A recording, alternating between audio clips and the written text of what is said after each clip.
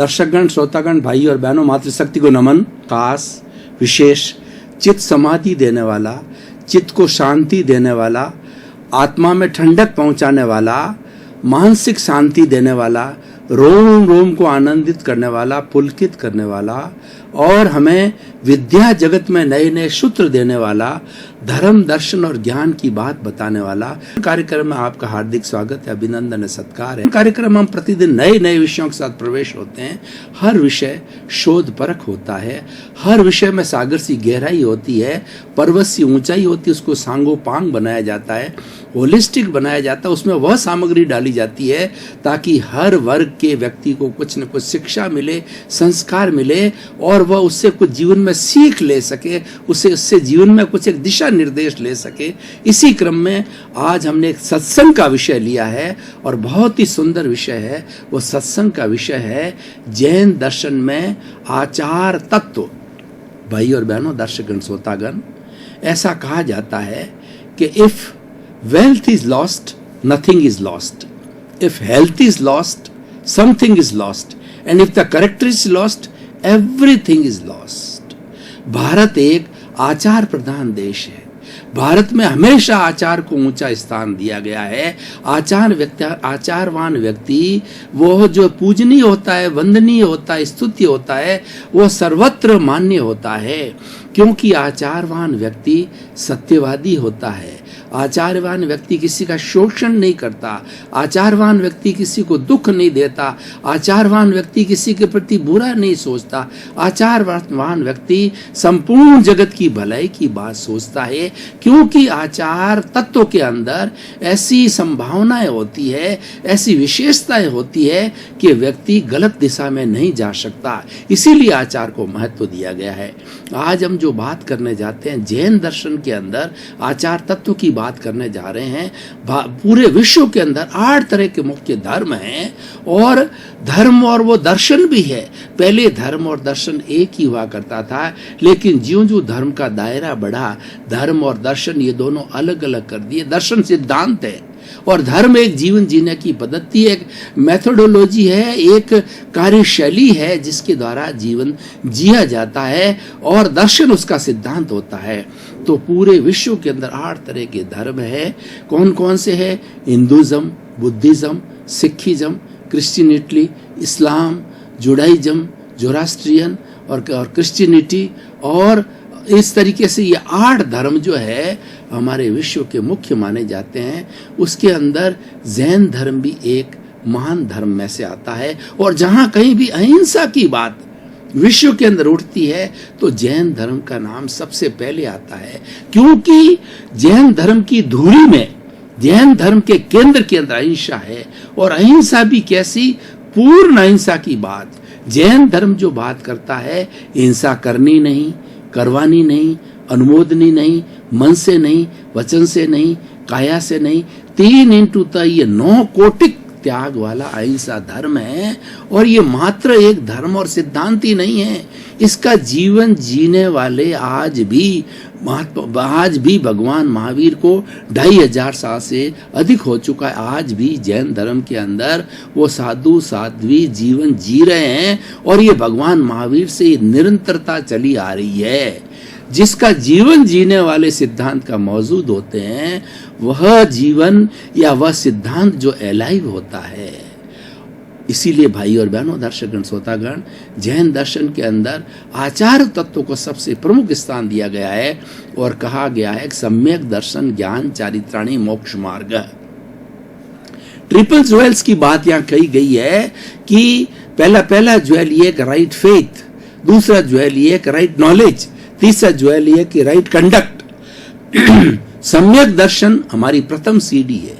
सम्यक दर्शन का अर्थ होता है right vision, right faith, right attitude, positive thinking और जो जैसा है उसको वैसा स्वीकार करना। सत्य को जो है हम जो है वो सम्यक दर्शन कह सकते हैं कि वास्तविकता, व्हाट इज द रियलिटी, उस रियलिटी की तह के अंदर जाना वो सम्यक दर्शन कहलाता है। जब हम रियलिटी की तह के अंदर जाते हैं तो हमें एक दिशा मिलती है और वो दिशा सही होती है। इसीलिए पहले अगर हमारा सम्यक दर्शन, हमारी राइट फेथ, हमारा राइट विजन, हमारी राइट बिलीफ रॉन्ग बिलीफ से हट करके हम राइट बिलीफ के अंदर आ जाते हैं तो हमारी दिशा सही हो जाती है, और दिशा जहां सही होती है वहां दशा बिल्कुल ही सही होती है, क्योंकि दशा दिशा पर निर्भर करती है।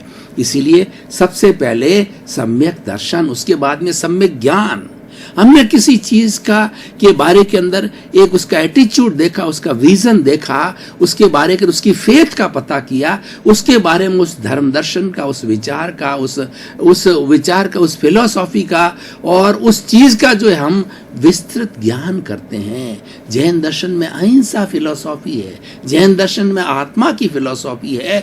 जैन दर्शन ये कहता है कि हमारी अशुद्ध आत्मा बद्ध आत्मा है, और उस बद्ध आत्मा के ऊपर कार्बन शरीर, जिसको लिंग शरीर कहते हैं, कॉजल बॉडी कहते हैं, ये जन्म जन्मांतर से ये पौद्गलिक जो है कर्म शरीर इस आत्मा के साथ में फेविकॉल की तरह लगा हुआ, इसको अलग करना। दोनों सच्चाई है, पुद्गल भी सच्चाई है और चेतन भी सच्चाई है। दोनों का जो मिश्रण है वह शुद्धि पैदा करता है। इसीलिए बद्ध आत्मा है, और बद्ध आत्मा को शुद्ध करने के लिए जब इस कार्बन शरीर को अलग कर देते हैं तो अलग करने के बाद के अंदर ये पौद्गलिक तत्व है पुद्गल के साथ मिल जाता है, जो हमारा शाश्वत तत्व पुद्गल है उसके साथ में जाके मिल जाता है, और चेतन तत्व प्योर होकर के सिद्ध बुद्ध और मुक्त हो जाता है, निर्वाण की अवस्था को प्राप्त करता है। ये जैन दर्शन की थ्योरी है। लेकिन विधि क्या हो, इस कार्बन शरीर को, कॉजल बॉडी को हम किस तरीके से जो है शुद्ध आत्मा के साथ कैसे अलग करें, उसको अलग करने के लिए आचार तत्वों को बहुत स्ट्रांग बनाया गया है। और आचार तत्वों को स्ट्रांग बनाने की दो तरह की जीवन पद्धति जैन धर्म के अंदर बताई गई है। कुछ ऐसे लोग होते हैं जे कम्मे सूरा से धम्मे सूरा, जो कर्मवीर होते हैं वही धर्मवीर होते हैं। धर्मवीर ऐसे होते हैं जो महाव्रत का पालन कर सकते हैं, वो एक पूर्ण परमार्थ का जीवन जी सकते हैं, वो महाव्रती कहलाते हैं। लेकिन हर व्यक्ति उस योग्यता का नहीं होता, हर व्यक्ति उस सामर्थ्य का नहीं होता। तो भगवान महावीर ने जो एक दूसरा रास्ता सामान्य व्यक्ति के लिए, लेमैन के लिए, ग्रस्त के लिए एक रास्ता निकाला, क्योंकि भगवान तो करुणा के सागर है, वे हर एक का कल्याण करना चाहते हैं। भगवान महावीर कहते हैं कि हर आत्मा के अंदर मोक्ष जाने की योग्यता है। एक छोटा से छोटा कीड़ा मकोड़ा है, वह भी पुरुषार्थ करे तो वह भी मोक्ष जा सकता है, क्योंकि उसकी जो भीतर विराजमान शुद्ध आत्मा भगवान वो एक समान है, जो 84 लाख जीवा योनि। वो कीड़ा मकोड़ा इसीलिए बना है क्योंकि उसने इसी तरह के कर्म किए हैं, उसके साथ ऐसा ऐसा कॉजल बॉडी है, लिंग शरीर है, कार्बन शरीर के कारण वो कीड़ा बनता है। लेकिन जो भीतर मुख्य तत्व, चेतन तत्व, आत्मा सबका एक सा है, ये मुख्य बात होती है। तो अब देखिए, अणुव्रत और महाव्रत दो धाराएं बनी। आज हम जो है उच्च आचार तत्वों की बात करते हैं तो महाव्रतों की बात करते हैं। महाव्रतों के अंदर कोई भी रिलैक्सेशन नहीं है, उसके अंदर कोई भी छूट नहीं है, उसको 100% पालन करना पड़ता है। तो इसीलिए वो महाव्रती का जीवन बिल्कुल अलग जीवन होता है, वो साधु का जीवन होता है। जैन दर्शन के अंदर साधु उसको कहा जाता है जिसके घर नहीं होता, जिसके रसोई नहीं होती, जिसके संबंध नहीं होता, जिस माँ की कोख से जिसने जन्म लिया, जो उसका बाप होता है, वह भी साधुचर्या पालन करने के बाद कहता है कि संसार पक्ष मेरे पिता है, संसार पक्ष के अंदर मेरी माता है, क्योंकि कोई संबंध नहीं होता। जैसे वसुधैव कुटुंबकम के सदस्य बन जाते हैं, संपूर्ण विश्व के लिए पूजनीय होता है, संपूर्ण विश्व, संपूर्ण धरा उनका परिवार हो जाता है, और वो सबके कल्याण की, परमार्थ की बात करते हैं। इसीलिए साधु जीवन उच्च जीवन गिना जाता है। और वो कौन कौन से 5 महाव्रत है जिससे कि साधुचर्या पालन होती है? ये आचार तत्व की उच्चतम पराकाष्ठा, उच्च पराकाष्ठा का जो है ये तत्व है, वो है अहिंसा, सत्य, अचौर्य, ब्रह्मचर्य और अपरिग्रह। वैसे भाई और बहनों, दर्शकगण, श्रोतागण, ये 5 व्रत हर धर्म दर्शन के अंदर आते हैं, हर धर्म दर्शन में पालन किया जाता है। लेकिन जैन धर्म के अंदर इस 5 तत्वों के पालन की विधि थोड़ी अलग है कि इसके अंदर कोई तरह की छूट नहीं है, 0.001% भी छूट नहीं है। जैसे अहिंसा तत्व होता है, खुद के बारे में भी बुरा सोचना हिंसा है, किसी दूसरे की हिंसा करनी नहीं, करवानी नहीं, अनुमोदनी नहीं, मन से नहीं, वचन से नहीं, काया नहीं। 9 कोटिक त्यागी हो जाते हैं साधु, और वो 5 महाव्रत का 9 कोटिक त्याग करते हैं, क्योंकि उनको किसी तरह की चिंता नहीं होती है, उनके कोई घर गृहस्थी नहीं, वो कंचन कामिनी से मुक्त होते हैं, उनको बाल बच्चे नहीं पालने होते, उनका परिवार नहीं होता, उनका घर नहीं होता, वो तो निश्चिंत होकर के वो साधुचर्या करते हैं, शुद्ध आत्मा का स्मरण करके, और सिद्ध बुद्ध मुक्त होना ही उनका कार्य, उनका जो मुख्य उद्देश्य होता है। वो तिन्नानम तार्याणम करते हैं, खुद तरते हैं, दूसरों को तारते हैं। उनका एक ही मकसद होता है, एक ही लक्ष्य होता है, एक ही उद्देश्य होता है, अहिंसा। अहिंसा सब भूय खेमं करी। अहिंसा एक अमृत है, अहिंसा कल्याणकारी है, प्राणी मात्र का कल्याण करने वाली मां अहिंसा है। और उस अहिंसा मां की कोख से सारे धर्म दर्शन के शास्त्र निकले हैं। अगर उस अहिंसा मां को शून्य कर दिया जाए तो किसी धर्म का जन्म नहीं हो सकता। यानी किसी भी धर्म में से, विश्व के कोई धर्म में से अहिंसा को निकाल दीजिए, वो जड़वत हो जाता, वो शून्यवत होता है, असंवेदनशील हो जाता, वो अधर्म बन जाता है। इसलिए अहिंसा की इतनी बड़ी इंपॉर्टेंस है। और अहिंसा परमो धर्म, जैन धर्म का उद्देश्य है कि किसी प्राणी मात्र के प्रति भी किंचित मात्र उसको दुख न देना सबसे बड़ी अहिंसा गिनी जाती है। इसके बारे में घंटों घंटों पर चर्चा की जा सकती है, लेकिन आज हमें इस पांचों आचार तत्वों का जानकारी करनी है, तो हम सत्य के ऊपर चलते हैं। Truth is God, God is truth, truth is God, God is truth. जो सत्य है वो भगवान है और भगवान ही सत्य है। यानी साधुचर्या करने वाला आदमी कभी भी झूठ नहीं बोलेगा। अगर किसी का हित होने वाला झूठ उनके सामने आ जाता है तो मौन हो जाते हैं, वो मुंह से नहीं बोलते हैं, वो हमेशा प्रिय बोलते हैं और किसी को कठोर लगे ऐसी भाषा भी नहीं बोलते, और भाषा सत्यवादी बोलते हैं। और किसी को आघात, किसी को टोंट कसने वाली वो भाषा, तंतोली भाषा वो नहीं बोलते हैं, वो सत्यवादी होते हैं। और उस सत्यवादी के कारण विश्वसनीय होते हैं, क्योंकि जैन धर्म के साधु के ऊपर हम अपना दिल खोल के बात कर सकते हैं और उनको किसी भी तरह का जो है लाग लपेट नहीं होता है, उनको राग द्वेष नहीं होता, वो राग द्वेष मुक्त होना चाहते हैं। उनके भीतर जो उनका कार्बन शरीर जिसमें राग द्वेष भरा हुआ है उसको शुद्ध करना चाहते हैं। उसी रास्ते पर, उसी परंपरा के अंदर उन्होंने अपनी साधना को धारण किया है। अहिंसा, सत्य और अचौर्य। अचौर्य का अर्थ होता है किसी पराई की वस्तु को हड़पना, किसी की पराई वस्तु को उसकी बिना आज्ञा के लेना और उसको जो है वो चोरी करना, ये अचौर्य व्रत कहलाता। साधु को वर्जित है, वह चोरी नहीं कर सकता है। चोरी करता तो वो साधु नहीं है। साधु का भी शरीर होता है, उसको भी 9 तरह की आवश्यकता होती है, और वो 9 तरह का हम सहयोग जो साधु करते हो पुण्य की परिभाषा में आते हैं, क्योंकि वो पूर्ण अहिंसक है, 100% अहिंसक है। तो उनको जो है देखिए भोजन, उनको है जो भोजन, पानी और लयन, शयन और जो है वो वस्त्र और स्थान पुण्य, मन पुण्य, वचन पुण्य, काया पुण्य, इस तरीके से 9 तरह की उनकी जितनी हम सेवा करते हैं पुण्य की परिभाषा में होता है। क्योंकि वो परमार्थी है, वो आत्मसेवी है, वो आत्म मंथन करने वाले होते हैं। तो अहिंसा, सत्य, अचौर्य और ब्रह्मचर्य। ब्रह्मचर्य का अर्थ होता है ब्रह्म के अंदर चर्या करना, यानी आत्मा में अवस्थित होना, स्वस्थ होना। स्व प्लस अवस्था का मतलब अपनी जो आत्मा है उसके भीतर अवस्थित हो जाना। जब व्यक्ति अपनी आत्मा में अवस्थित हो जाता है तो व्यक्ति वो शुद्धि की प्रक्रिया चालू हो जाती है। आत्मा में अवस्थ होते ही हमारा कार्बन शरीर है पिघलने लगता है, उसमें टर्बुलेंस होती है। उसके अंदर जो हमारा कषाय के क्रोध, मान, माया के जो परमाणु हैं वो शिथिल होने लगते हैं, और शिथिल होकर के धीरे धीरे अलग होते हैं, जिनको कि जैन दर्शन में निर्जरा कहा जाता है। और धीरे धीरे वो शिथिल होकर के और पूर्ण रूप से जब शुद्ध हो जाता है तो संपूर्ण निर्जरा हो जाती है। संपूर्ण निर्जरा की अवस्था के अंदर आत्मा शुद्ध बुद्ध मुक्त हो जाती है, और फिर ये 84 लाख जीवा योनि में नहीं भटक है। उनका जो हमारे जो महाव्रत का पालन करने वाले होते हैं, अणुव्रत का पालन करने वाले होते हैं, उनका लक्ष्य सबका यही होता है कार्बन शरीर को शिथिल करना, कार्बन शरीर को शून्य करना, अमन होना। मन क्या है? मन विचार है। वो विचार कहाँ से आते हैं? वो विचार कार्बन शरीर के आते हैं। विचार भी जड़ है, कार्बन शरीर भी जड़ है। वो जड़ तत्व को शुद्ध चेतन तत्व से अलग करना, अपनी शुद्धता के अंदर ले आना। ये जो कार्बन शरीर का शुद्ध तत्व परमाणु है, वह परमाणु तत्व तत्व शुद्ध अवस्था में जड़ अवस्था के अंदर है और चेतन शुद्ध अवस्था में चेतन अवस्था में होता है, तो हमारा अहिंसा, सत्य, अचौर्य, ब्रह्मचर्य, ब्रह्म के अंदर चर्या करना, ब्रह्म के अंदर लीन होना, भगवान में लीन होना, और 5 इंद्रियों का अंकुश करके जो इंद्रियां बाहर की तरफ विषयों को ढूंढ रही है उसकी प्रतिसंलीनता करना, उसको भीतर लाना, और स्थूल जो अब्रह्मचर्य की बात है उसका तो चिंतन ही नहीं करना। जो जैन साधु होते हैं किसी अकेली स्त्री से बात नहीं करते, जहां पर स्त्री बैठी उस स्थान पर नहीं बैठते हैं,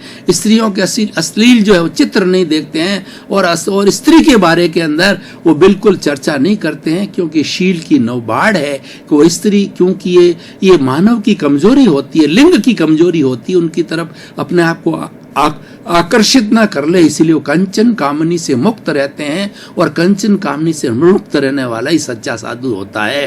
तो अहिंसा, सत्य, अचौर्य, ब्रह्मचर्य और अपरिग्रह। अपरिग्रह का अर्थ होता है कि अपने शरीर की आवश्यकता, जो कपड़े तो ढकना ही पड़ते हैं, साधु भी नंगा नहीं रह सकता, साधु को भी शरीर है, उसको भोजन चाहिए, पानी चाहिए, उसको सोने के लिए जगह चाहिए, स्थान चाहिए, यानी उसकी जो मिनिमम रिक्वायरमेंट्स होती है साधुचर्या की, वो रखने के बाद के अंदर शेष कोई चीज नहीं रखना, धन नहीं रखना, दौलत नहीं रखना, प्रॉपर्टी नहीं रखना, बैंक बैलेंस नहीं रखना, तो वो संपूर्ण अपरिग्रही होते हैं। मात्र वो इतना ही रखते हैं जितने को शरीर का पोषण हो सकते हैं। और जैन धर्म में भी श्वेतांबर दिगंबर 2 परंपरा है। जो श्वेतांबरी साधु होते हैं वो तो कपड़े पहनते हैं, दिगंबरी साधु बिल्कुल नग्न रहते हैं और हाथ में कमंडल पाने के लिए रखते हैं, और वो ये मानते हैं कि दिगंबर जो जीवन धारण करता है, शरीर धारण करता है और आत्म साधना करता है, वो मुक्ति जा सकता है। तो इसीलिए जो बिल्कुल अपरिग्रही होना, बिल्कुल वस्तुओं का संग्रह न करना अपरिग्रह कहलाता। भाई और बहनों, दर्शकगण, श्रोतागण, अहिंसा, सत्य, अचौर्य, ब्रह्मचर्य, अपरिग्रह, ये 5 मुख्य आचार तत्व है। ये साधु के लिए 100% पालन करना, और ग्रस्त होता है उसके अंदर उसको कुछ रिलैक्सेशन दिए हुए होते, कोई छूट दी होती है, वो स्थूल रूप से उसका अहिंसा, सत्य, अचौर्य, ब्रह्मचर्य और अपरिग्रह का पालन करना, यानी वो अपने परिवार के लिए, क्योंकि वो समाज का प्राणी है तो इसीलिए वो एक सीमा तक परिग्रह रख सकता है। उसकी भी हर चीज की सीमा की गई है, अणुव्रत के अंदर सीमा का है, क्योंकि व्यक्ति है, परिवार है, और उसका जो है बच्चे हैं, बाल है, बच्चे है, राज्य है, देश है, और उसके आने वाले मेहमान हैं, उसके रिश्ते हैं, उसके घर है, उसके रसोई है, सभी तरह से उसके साथ में चीजें हैं। तो स्थूल रूप से इन 5 तत्वों का पालन करता है, आचार तत्वों का, इसीलिए वो अणुव्रती कहलाता है। अणुव्रत का मतलब छोटे छोटे नियम, छोटे छोटे नियमों के द्वारा वो अपना आत्म कल्याण करके वह भी सिद्ध बुद्ध मुक्त हो सकता है। तो भाई और बहनों, दर्शकगण, श्रोतागण, हमारे इस पुनरुत्थान कार्यक्रम की परंपरा है कि हम हर एपिसोड को जो बात कही जाती है, जो बात बताई जाती है, उसको तोला जाता है, उसको कसौटी पर कसा जाता है। क्या यह बात, ये एपिसोड, ये चिंतन, ये विचारधारा हमारे समाज के लिए जो शिक्षाप्रद है या नहीं, ये व्यक्ति का सुधार कर सकती है कि नहीं कर सकती है। तो मैं आपको कहना चाहता हूं कि जो कोई भी साधु, किसी भी वर्ग, संप्रदाय, धर्म का साधु हो और इस 5 महाव्रतों का अगर शुद्ध रूप से पालन करता है तो निश्चित ही वो शुद्ध बुद्ध मुक्त होता है, क्योंकि इसके अंदर ऐसे ये 5 तत्व होते हैं जो उसकी रक्षा करने वाले होते हैं, और उसको इस जो राग द्वेष से दूर रखने वाले होते हैं। कार्बन शरीर को शुद्धि करने की इसके अंदर प्रक्रिया है, और इससे समाज के अंदर उस व्यक्ति की जो एक पैठ बनती है, उसका एक इमेज बनती है, और वो एक साधु के रूप में पूजनीय, वंदनीय और स्तुत्य हो जाता है। तो ये साधु जीवन पे, सब पे ये लागू होता है। और साधु जीवन के लिए हमारी भारतीय संस्कृति में 5 महाव्रतों का जो है प्रावधान है। दूसरे किसी भी धर्म के अंदर रिलैक्सेशन हो सकती है, लेकिन जैन धर्म के अंदर 100% 5 व्रतों का पालन करना होता है। इसीलिए जैन साधु पूर्ण अहिंसक कहे जाते हैं। उनको बिल्कुल हिंसा करने की छूट नहीं होती है, और वो बहुत बड़े महारथी होते हैं, बहुत बड़े पुरुषार्थी होते हैं, बहुत बड़े योद्धा होते हैं, वो ही इतना बड़ा कार्य कर सकते हैं। और देखिए, अणुव्रत की जहां तक बात है, अणुव्रत हर व्यक्ति पालन कर सकता है। ऐसे छोटे छोटे नियम, पर्यावरण का संरक्षण करना, कि उसको छूट है, उसको हर चीज की छूट है, लेकिन उसके साथ साथ सीमा भी है। धन कितना अर्जित करना, मकान कितने रखने, कपड़े कितने रखनी, रोटी कपड़ा मकान शिक्षा चिकित्सा, जो एक गृहस्थ के लिए जो आवश्यक तत्व है वो कितनी रखनी, उसकी लिमिट करना, उसको इच्छा परिमाण कहा जाता है। अणुव्रत के अंदर इच्छा परिमाण की बात कही है। Reduce reduce reduce reduce reduce, absolute reduce करते करते साधु बन जाओ। रिडक्शन की उसके अंदर बात कही गई है। हर चीज की सीमा करो। दर्शकगण, श्रोतागण, भाई और बहनों, आपका बहुत बहुत धन्यवाद। कार्यक्रम को देखते रहिए। कार्यक्रम में आपको कुछ न कुछ नई चीज मिलेगी। कार्यक्रम में आपको सीखने का पूरा अवसर मिलेगा। कार्यक्रम जीवन के उत्थान के लिए है, व्यक्ति में रूपांतरण लाने के लिए, व्यक्ति में बदलाव लाने के लिए। सुधरे व्यक्ति समाज, व्यक्ति से राष्ट्र स्वयं सुधरेगा। अगर एक व्यक्ति सुधर जाता तो हजारों को सुधारेगा, लाखों को सुधारेगा, करोड़ों को सुधारेगा। और सुधरे व्यक्ति पूरे अच्छे राष्ट्र का, अच्छे विश्व का निर्माण कर सकते हैं। इसी क्रम में आपका जीवन आनंदमय हो, मंगलमय हो, सुखमय हो और खूब आप शतायु होकर के और अपना परोपकार करते हुए जीवन को सिद्ध बुद्ध मुक्त बनावें। आपके प्रति मंगल भावना।